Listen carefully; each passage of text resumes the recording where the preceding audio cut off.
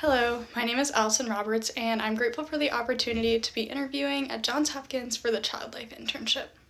One of the aspects of this field that really appeals to me is the individuality it requires. Patients and families are coming in with unique needs, and because of this, I'm pushed to think both critically and creatively when making my assessments and implementing interventions. I really like this because it's pushing me to always continue learning and growing so that patients are getting the best version of myself.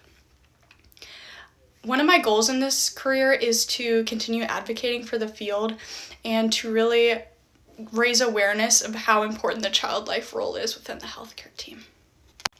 A skill I possess that I believe will be beneficial to me in my internship as well as professionally is my strong communication skills. These skills allow me to build strong rapport with patients and families so that I am able to implement interventions in a way that is developmentally appropriate. These skills also allow me strong active listening capabilities. I feel like it's really important for patients and families to know that they're being heard, and this often leads to stronger collaboration within the interdisciplinary team. Another skill I possess is emotional intelligence. This is really important. My emotional intelligence helps me know when I need to step away from a situation and take a second and decompress so that when I go back into a room, patients and families are getting the best version of myself. One opportunity where I was able to see the value in play occurred when we got called to support a patient during an IV placement. There were two siblings in the room, and using Lazarus and Hopkins' stress and coping theory, these siblings have appraised watching their sister get poked as a stressful situation. So recognizing this, I took them to the playroom to give them a supportive outlet to kind of work through that stress a little bit. And they chose to play Barbies, so I let them lead the interaction of ensuring that this play was child-led, and this acted as an emotion-focused coping strategy for them. And as they opened up and got more comfortable and relaxed a bit, they shared with me that it was hard for them to see their sister cry and they didn't like it.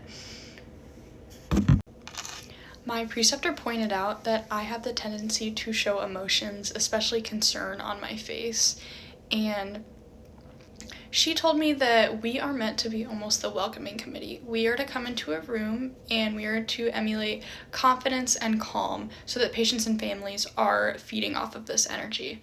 And if I am showing my concern on my face, then they are likely to read that and be concerned themselves.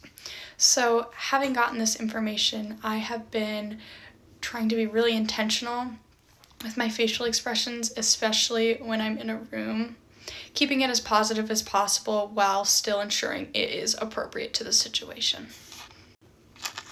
I was able to advocate for a child when I was volunteering in the playroom. We had a really strict rule, and that was there were to be no procedures done in the playroom, and there was to be no talk of treatment from, doctor to parent, nurse to child, something like that. So I was in the playroom with a patient and we were coloring when a nurse came in to get a blood sugar. The patient looked over and spotted the glucometer.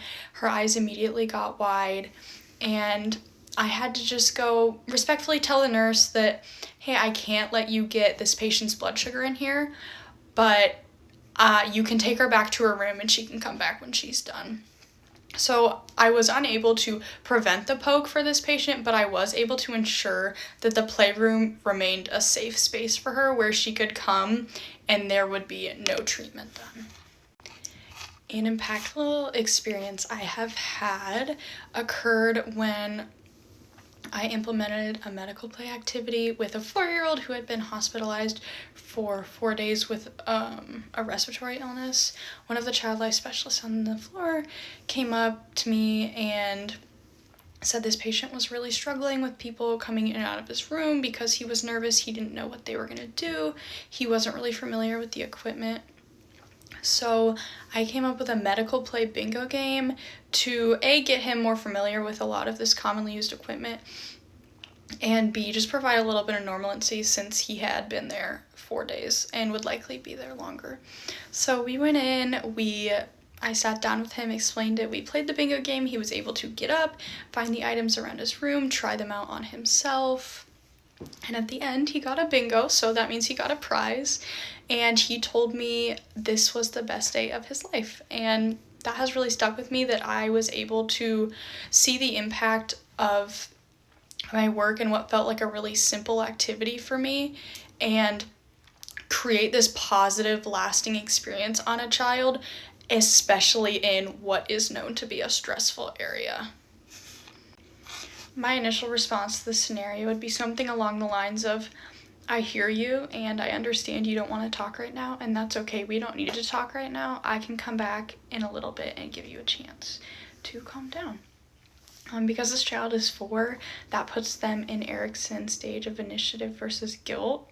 So they are clearly feeling anxious about the situation, and them saying go away and pulling the blanket over their head is their way of trying to gain back some control in a situation where they otherwise might not have much.